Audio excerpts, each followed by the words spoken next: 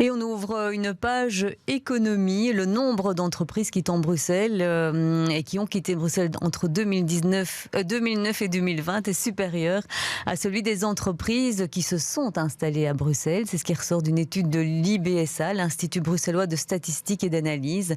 Alors pour en parler, nous sommes avec Sophie Eusquin, conseillère économie à l'UCM, à l'Union des classes moyennes. Bonjour et bienvenue dans ce studio. Alors on peut peut-être donner un chiffre, 818 entreprises ont quitté la région sur 10 ans. Ça représente 0,6% des entreprises bruxelloises. C'est un chiffre qui est important. Oui, c'est un chiffre qui est important et même si on pouvait s'imaginer pire, c'est quand même pas un chiffre hyper positif parce que le message est quand même là que les entreprises quittent Bruxelles. Il faut aussi prendre en considération la cartographie globale. Il faut prendre aussi le fait que la création d'entreprises n'avance pas aussi rapidement à Bruxelles que dans les deux autres régions, comme on l'indique dans notre atlas création avec Uniso et Grédon. Voilà, on va s'intéresser un petit peu à ces chiffres, essayer de comprendre avec vous quelles sont ces entreprises qui sont parties, quelles sont les nouvelles qui se créent, surtout où vont les entreprises qui partent, parce que ça aussi c'est intéressant. On peut spoiler un petit peu l'interview, elles vont pas très très loin de Bruxelles généralement. Mais avant cela, je voulais vous demander, on disait que ce chiffre... c'est 0,6% des entreprises, mais c'est intéressant de préciser également quelles sont les entreprises qui font partie de cette étude, car ça n'englobe pas tout le monde entrepreneuriat bruxellois. Non, tout à fait, c'est assez restrictif parce que la sélection pour l'étude, c'est les entreprises avec minimum un travailleur en société. Donc toutes les entreprises unipersonnelles ne sont pas dedans et donc qui représentent quand même 70% du tissu entrepreneurial bruxellois. Et donc même les auteurs de l'étude disent qu'il y a 90% des migrations qui ne sont pas dans leur étude. Et donc, quand on analyse ces chiffres, et c'est l'IBSA qui le dit, on voit que ce sont les grosses entreprises qui quittent principalement la capitale, mais on manque d'informations sur ces micro-entreprises, en fait, qui peuvent aussi être en fait en train de quitter Bruxelles. Oui, tout à fait. Et ce sont un peu les fleurons bruxellois qui quittent, et c'est un peu dommage d'avoir ces grandes entreprises avec beaucoup d'emplois qui quittent. Il y a aussi dans l'étude relativement au groupe pas mal d'entreprises de 1 à 5 travailleurs, mais il manque toutes les entreprises unipersonnelles, personnes physiques.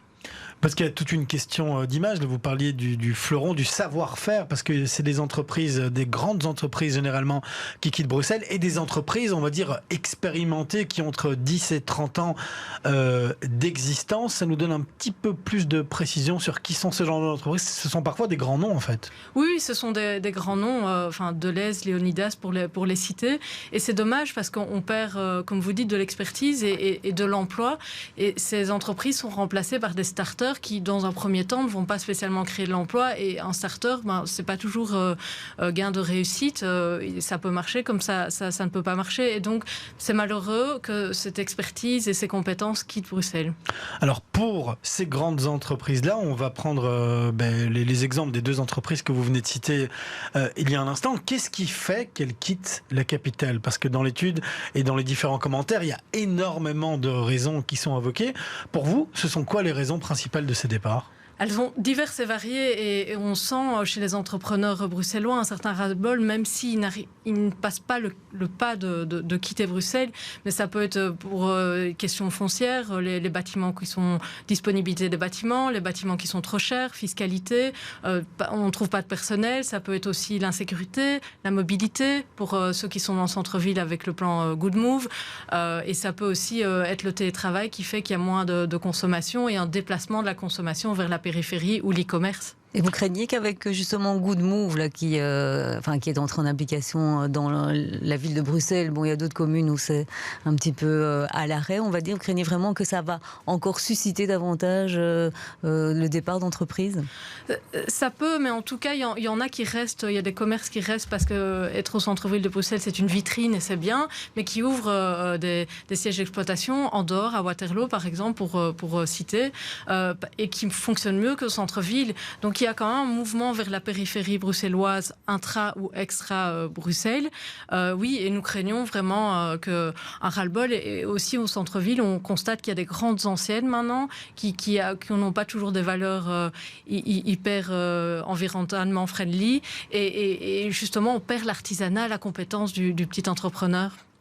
Et vous pensez que ces raisons, elles sont concrètes, ou il y a aussi quelque chose d'un petit peu moins palpable, une question d'image, d'image négative de Bruxelles à travers diverses décisions et à travers la manière dont certains médias le relaient aussi au quotidien? Oui, tout à fait. Il y a un certain bashing de Bruxelles, notamment avec le plan Good Move. Toute la communication était négative sur le sujet. Et donc, les entrepreneurs, comme les consommateurs, ont l'impression que Bruxelles est inaccessible et que l'attractivité économique en pâtit et qu'il y a une négativité autour de Bruxelles. Mais une des explications qui montre que ça va dans ce sens-là, c'est la destination des entreprises qui quittent la capitale. Si elles partaient complètement au nord ou complètement au sud du pays, voire même à l'étranger ou même en dehors de l'Europe, on se poserait d'autres questions sur l'attractivité, sur les salaires plus importants. Ici, généralement, c'est les deux Brabants qui sont visés. Il y a une concurrence claire entre Bruxelles et les deux Brabants. Et aussi parce que il y a des villes, des communes dans ces deux Brabants qui offrent des zonings économiques avec aussi les services d'une petite ville et plus à taille humaine où on peut mieux circuler et c'est plus agréable de vivre aussi et d'entreprendre. Et profiter quand même de la proximité et de l'attractivité de Bruxelles. Tout à fait, et des axes routiers qui permettent de circuler. Alors, il y a de nombreux secteurs qui sont impactés. Il y en a d'autres qui le sont moins. Dans l'étude, on apprend que l'ORECA, le transport, l'entreposage, le secteur associatif aussi. Là, Bruxelles a perdu moins de 2 sociétés pour 1000 entreprises actives. Donc, on est encore sur un chiffre encore plus bas que les 0,6. Là, ça fait 0,2. Ça montre quand même qu'il y a des secteurs où ça se passe plutôt bien. On n'est pas dans une expansion, mais la baisse est très très faible. Alors, le transport, c'est difficilement délocalisable. Quand on a un grand entrepôt, c'est pas toujours facile d'en trouver un autre ailleurs. Et l'ORECA, oui, bien sûr, il faut avoir un certain nombre d'entreprises ORECA pour faire vivre Bruxelles. Et il y a une demande quand même. Il y a quand même des personnes à Bruxelles qui consomment ORECA. Ce qui est un peu inquiétant, c'est le commerce qui quitte. Et la construction aussi et les services aux entreprises. Oui, donc ce sont là les commerces. On constate qu'il y a pas mal de magasins qui décident vraiment de déserter les centres commerciaux ou les centres-villes de Bruxelles pour aller vraiment vers la périphérie, carrément dans les Brabants, comme on disait tout à l'heure. Oui, tout à fait. On le constate quotidiennement auprès de nos membres. Et alors, une des réponses qu'on peut avoir aux entreprises qui quittent la capitale, c'est logique, c'est d'en créer de nouvelles. Et là, ce chiffre vous inquiète aussi? Parce qu'on crée à Bruxelles, mais on crée moins qu'au nord et au sud du pays. Alors, au nord et au sud du pays, on crée... il y a 12% d'augmentation et à Bruxelles, c'est 7%. Donc, ça augmente, c'est favorable, mais c'est plus lentement que dans les 2 autres régions. Et comment on peut expliquer ce retard? Voilà, c'est aussi l'attractivité globale de Bruxelles et l'image que je disais tout à l'heure qui fait ça. Ce n'est pas forcément que les Bruxelloises ou les Bruxellois ont moins l'esprit d'entreprendre, mais à un moment, s'ils décident d'entreprendre, après, ils le font ailleurs. Non, il n'y a pas spécialement une question d'esprit d'entreprendre. Voilà, je n'ai pas la raison spécifique, mais c'est un constat que nous faisons. Alors à l'UCM, vous vous intéressez non pas exclusivement à Bruxelles. Là, les chiffres, ils sont bruxellois. Est-ce que ce qui se passe actuellement à Bruxelles n'est pas inhérent à une grande ville ou une capitale européenne, ou pour vous, il y a quand même moyen de faire mieux, même dans une ville comme Bruxelles? Alors, on constate ce genre de déplacement dans les grandes villes. À Liège, c'est pareil, avec le tram, les travaux du tram, il y a aussi un déplacement. C'est inhérent aux grandes villes, mais c'est aussi un défi du gouvernement de faire revenir les entreprises et les consommateurs et de faire revivre et redynamiser Bruxelles après ces 2 années de Covid et maintenant la crise énergétique. Justement, vous nous parliez de Covid, de crise énergétique. Les chiffres qu'on a pour ces entreprises, c'est entre 2009 et 2020. D'ici là, est-ce que vous avez des informations sur une différence? Parce que ça reste 2 années qui ont été fortement impactées. Non, je n'ai pas d'informations sur le sujet. Au niveau création d'entreprises, les chiffres que je vous citais, c'est 2021. Donc là, on est encore un peu dans le Covid. Et maintenant, on est quand même dans l'expectative. On ne sait pas ce qui va se passer dans les mois et les semaines à venir. Et quand vous parliez de l'action du gouvernement, vous ne sentez pas une volonté au sein de l'équipe gouvernementale bruxelloise pour vraiment agir à ce niveau-là? On sent que ça part un peu dans tous les sens et c'est pas en front commun. Vraiment, il n'y a pas une action ciblée sur le sujet. Et je reviens à Good Move. C'est dommage, toute cette négativité. On n'est pas contre les principes du plan. C'est comment ça a été mis en œuvre et comment ça a été concerté. Et donc là, il y a vraiment du travail à faire au niveau de la population et des entrepreneurs. C'est-à-dire que pour vous, peu importe les décisions politiques prises, ce qu'il faut, c'est une communication qui soit favorable dans l'ensemble pour que l'image de Bruxelles soit redorée. Inclusive, donc aussi quand on consulte les personnes, on les écoute réellement.